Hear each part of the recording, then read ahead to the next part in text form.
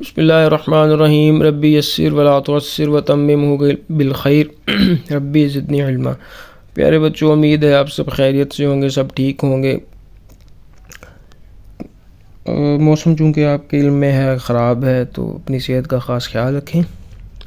اور اس کے بعد ہم اپنے سبق کی طرف بڑھتے ہیں۔ ہمارا آج کا جو سبق آپ نے یاد کرنا ہے وہ حکیم محمد سعید شہید ہے، ٹھیک ہے۔ تو اس سبق میں آپ کو حکیم محمد سعید کے بارے میں ایک تو ان کا تعارف مل جائے گا کہ وہ کون تھے، ٹھیک ہے۔ اس کے بعد ان کے کارنامے کیا تھے، انہوں نے کیا کیا خدمات انجام دیں، یہ ساری چیزیں آپ اس سبق کو پڑھیں گے تو آپ کے ذہن میں آ جائے گی کہ حکیم محمد سعید جو ہے وہ 9 جنوری کو 1920 کو ہندوستان میں پیدا ہوئے، ٹھیک ہے۔ ان کے والد جو تھے وہ وفات پا گئے تھے، تو ان کی پرورش جو ہے ان کے بڑے بھائی جن کا نام حکیم عبدالحمید ہے انہوں نے کی، ٹھیک ہے۔ اس کے بعد اور آپ کی جو تعلیمی قابلیت ہے وہ آپ نے عربی و فارسی زبانوں میں مہارت حاصل کی، اور آپ نے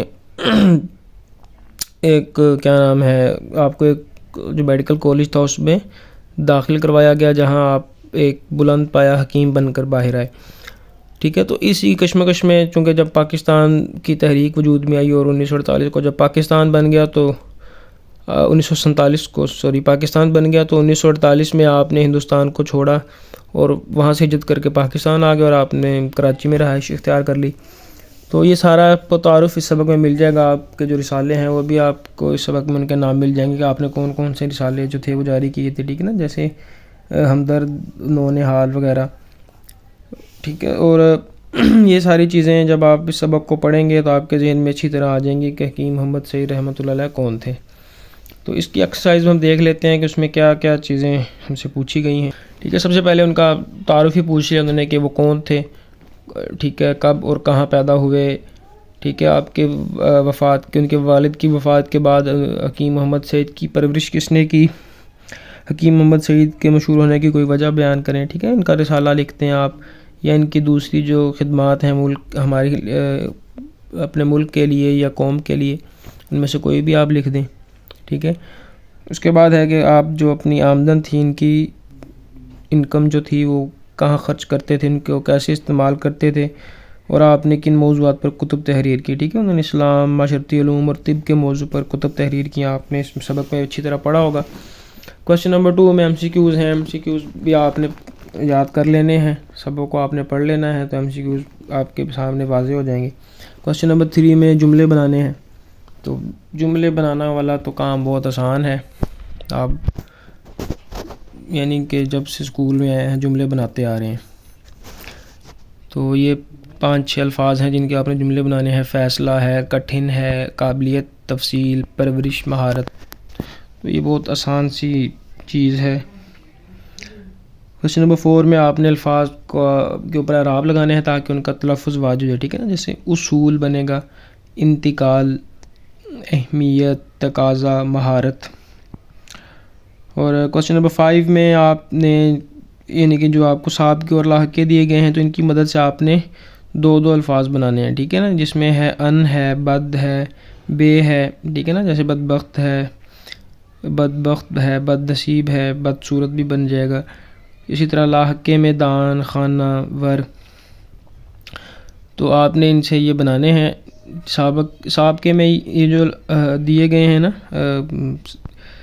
حروف دیے گئے ہیں، آپ نے یہ لفظ سے پہلے لگانے ہیں۔ لاحقے میں جو 3 حروف دیے گئے ہیں وہ بعد میں لگانے ہیں، ٹھیک ہے نا۔ دان جیسے روشن دان، اسی طرح آتش دان ہے۔ خانہ میں ہے مسافر خانہ آ جائے گا یا دوا خانہ آ جائے گا۔ یہ ساری چیزیں آپ نے اچھی طرح پڑھی ہوئی ہیں۔ اس کے بعد کویسچن قواعد میں آ جائیں، اس میں صوت لکھا ہوا ہے، یعنی کہ کسے کہتے ہیں، وہ جو کسی چیز کی آواز کو ظاہر کرے، ٹھیک ہے۔ نیچے انہوں نے مثالیں بھی دی ہوئی ہیں، جیسے انجن کی آواز چھک چھک کی طرح ہے، بکری کی آواز میں ہے، میں ہے۔ تو یہ کسی بھی آواز کو جب آپ اپنے الفاظ میں لکھ سکتے ہیں تو اس میں صوت کہلاتی ہے۔ تو کویسچن نمبر 6 میں یہی آپ نے بتانا ہے کہ یہ جو نیچے لکھی ہوئی ہیں یہ کن چیزوں کی آوازیں ہیں، ٹھیک ہے۔ تو یہ سبق کی بہت آسان سی ایکسرسائز ہے جو آپ جو ہے میرا نہیں خیال کسی بھی قسم کی مشکل ہوگی آپ کو یہ کرنے میں۔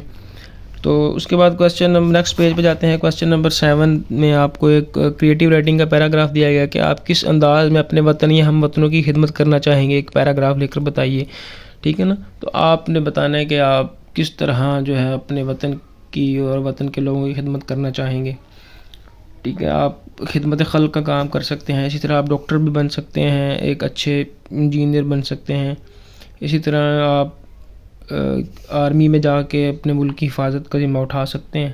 تو یہ ساری چیزیں آپ جو ہے وہ اپنے ملک کے لیے کر سکتے ہیں۔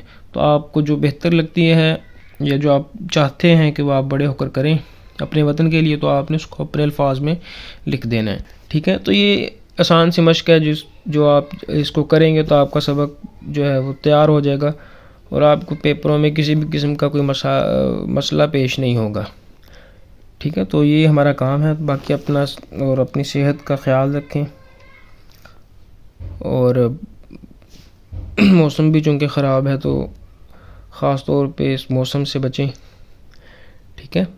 تو مجھے اجازت دیں، السلام علیکم ورحمۃ اللہ وبرکاتہ۔